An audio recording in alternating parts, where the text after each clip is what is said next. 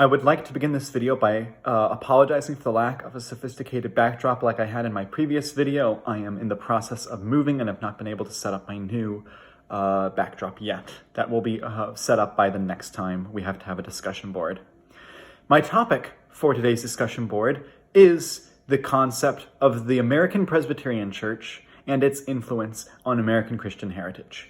I included several articles from writers like Joseph Locke, James Foster, Peter J. Wallace, and Brooks Blevins.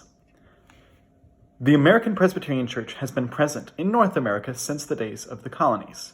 It has had many branches and separations over the years, but the central focus of the American Presbyterian Church has had incredible effects on American Christian heritage. This influence has spanned hundreds of years, impacting America from the time of the colonies through modern times.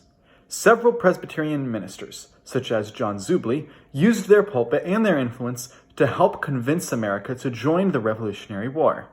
Joseph Locke writes in his 2010 article, Compelled to Dissent, the Politicization of Reverend John Zubley, 1760 to 1776, that, quote, in 1775, Zubley stood foremost among Georgia's earliest revolutionary leaders. He led the colony's largest congregation at Savannah's Independent Presbyterian Church and delivered sermons and published pamphlets condemning the established church and the British government.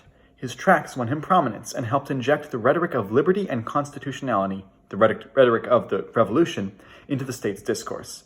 They introduced Georgians to the mainstream of revolutionary thought, end quote.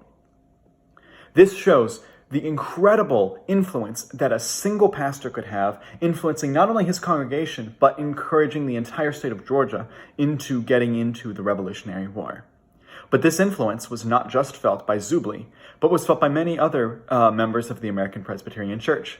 James Foster writes in his article of the civil magistrate John Witherspoon's Doubly Religious Toleration that the Presbyterian Church made changes to their codes, and that, quote, with these edits, the members of the American Presbyterian Church both recognized and radicalized the relationship between the church and state in their country. The Presbyterians also founded institutes and colleges, leading to many important thinkers in America to be influenced by Presbyterian theology and ideology. The Presbyterian Church influenced the American founding, influenced the ideologies of separation of church and state, and influenced many institutions of higher learning that still have influence today. Without this influence, America might not have had as much an emphasis on Christian heritage, nor would it have had the same level of emphasis on the concept of the separation of church and state. Thank you.